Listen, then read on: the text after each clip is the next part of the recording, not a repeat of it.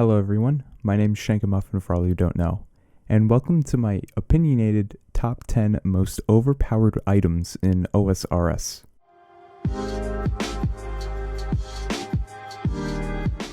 Before we get started with today's video, guys, let's talk about today's sponsor. Today's sponsor is myself. I'm sponsoring today's video. It's really just a shout out of how I have a Discord server where you can talk to me directly, as well as you can talk with like-minded individuals that also play old school Runescape. I also have a Twitter where I shitpost and not necessarily talk about OSRS, but I do post on there occasionally. And finally, if you're interested in financially supporting the channel, you can click on the blue join button right underneath this video to support me on a monthly basis while acquiring some perks here on YouTube, as well as in my Discord server. And lastly, if you guys do enjoy this content, please let me know by showing some love with that like button, as well as commenting down below of potential video ideas I could do later on throughout my YouTube hobby. Now that I'm done with the shameless self-plug, guys, let's get into the video. Coming in at number 10 is the crafting cape, and it really only has one specific use, and there are no other benefits towards it. And that use is having the fastest way to get to a bank here in old school RuneScape. Besides that, this cape is absolutely useless, since people don't use skill capes for combat training anymore. So basically, you use this cape to flex of how you spent 200 mil just to get to a bank faster, so you can bank stand quickly, do clue scroll unboxings, and do bank videos. Other than that, the crafting cape has no other use, but it's really useful because of how quickly you can get to a bank in order for you to do other activities that you're interested in doing. So that's why it's here at number 10. Because of how quickly you can just bank. Coming at number 9 is the construction cape. The construction cape is by far the most overpowered and best skill cape for someone to possess. Not only do you have unlimited teleports to your luxury house such as this,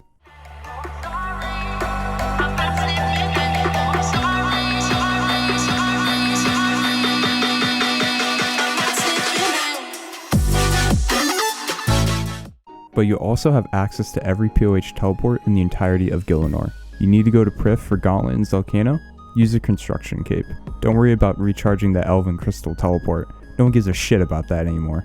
Need to do a Slayer task in the Smoke Dungeon? Skip the desert heat and easily travel there from Pomnavich. We can all agree that having direct access to all the benefits in your house, as well as a vast majority of teleports that are spanned across the entire landscape of Gillinor, makes this one of the best quality of life capes that any account can invest into.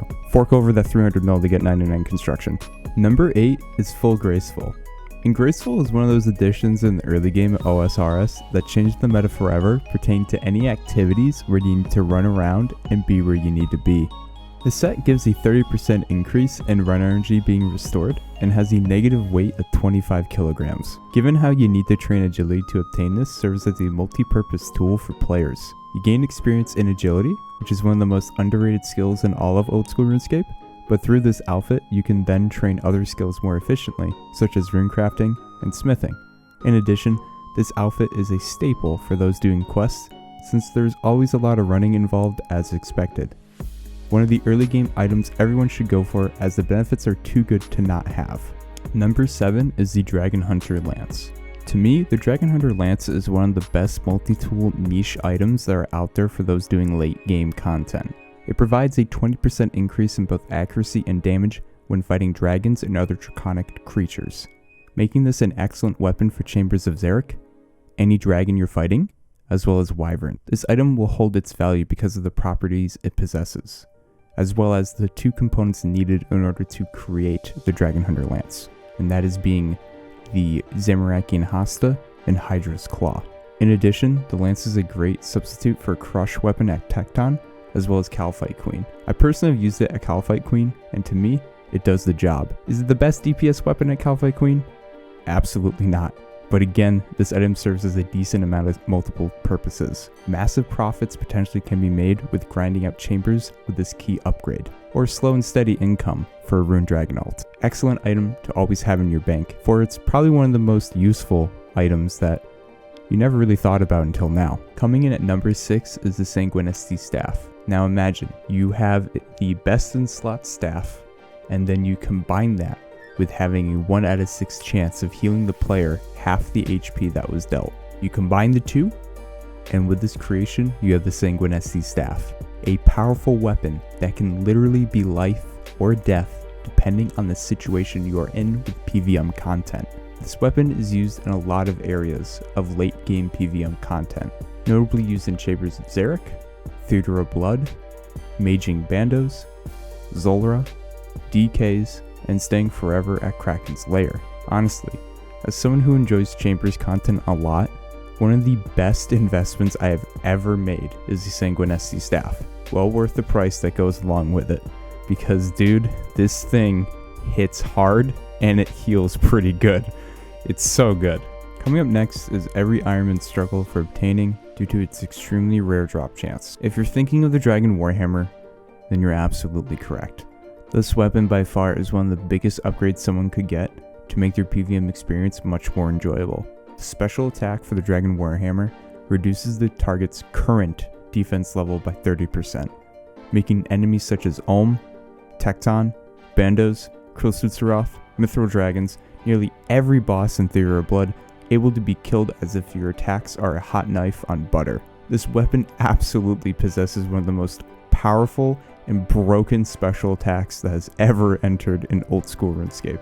PvM can be a challenge at times for people, but dude, you get hands on a Dragon Warhammer, your experience will be 10 times better, and you'll have a much easier time just absolutely shredding the targets that you're going for.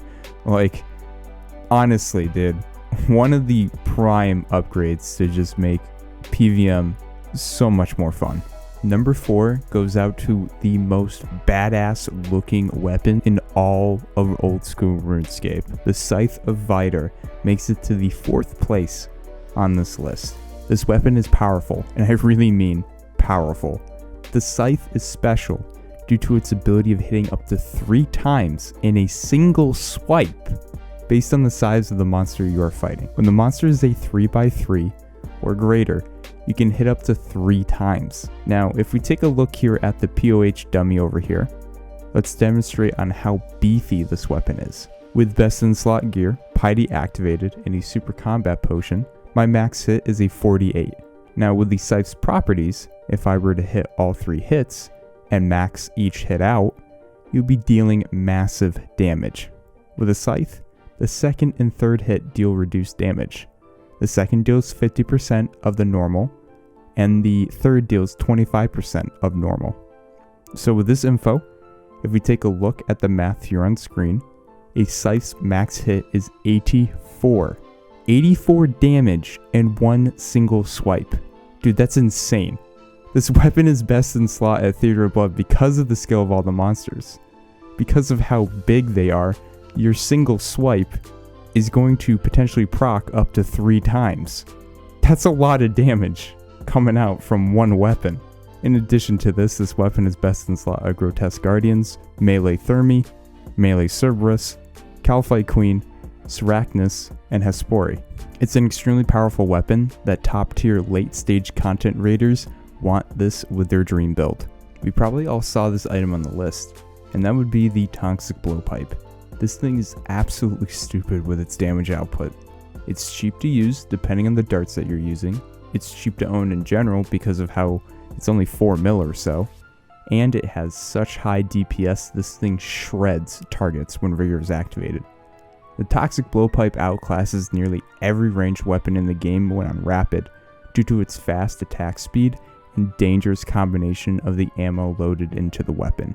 For someone that doesn't have a twisted bow, the answer for which weapon they should use for ranging something is almost always going to be the Toxic Blowpipe. The only thing is though that this special attack does not hit ever. It's terrible. Whenever you want it to hit, whenever you want it to land or deal big damage, it just doesn't pull through. So the special attack's garbage. It's ass. Just the normal attacks with the Toxic Blowpipe, it's stupid, dude. Like, consistent damage output. That's why it's at number 3, just because of how fast it is and depending on what darts you have loaded in. With Dragon Darts, you're looking at a lot of damage, very expensive, but such high DPS, dude. It's insane. Coming in at number 2 is the Twisted Bow, which is no surprise to the item in question, but its position in the list may be a shocker to some, as there is a better item out there. The Twisted Bow is notorious for being the most overpowered weapon in the game. It makes this game easy mode due to the accuracy it has on its targets, as well as the damage output. The reason as to why this item is amazing is due to its unmatched power against monsters with a high magic level. In addition, the bow has a +4 prayer bonus, making the use of rigor last longer when it's activated when you have the bow equipped. As you can see from this graph, the twisted bow's damage and accuracy increase little by little as the opponent's magic level increases. The twisted bow is best in slot in chambers, ranged Cerberus, Zilliana, brutal black dragons, alchemical hydra, the Inferno, and other pieces of PvM content. This weapon can easily hit over 50s, 60s, 70s, and 80s depending on the boss, making the DPS on your target absolutely insane. As a personal experience, this weapon ascended me to another level with fun with this game, making this weapon one of the best reasons to ever grind to be able to obtain such a godly weapon such as this. And guys, it's very satisfying when you're at home and you're hitting a 70 on them when you're overloaded.